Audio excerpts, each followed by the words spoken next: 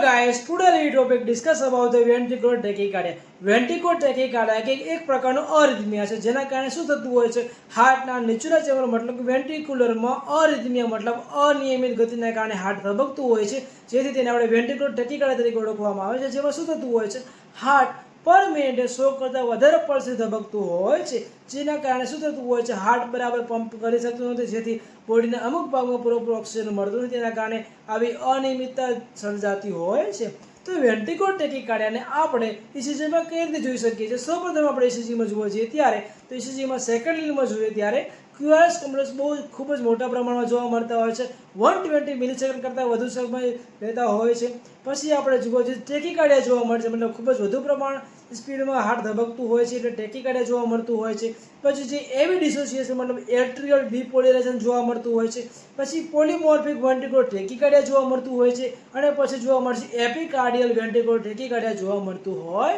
જો વિડીયો ગમ્યો હોય તો લાઈક કરવાનું ભૂલતા નહીં થેન્ક યુ સો મચ.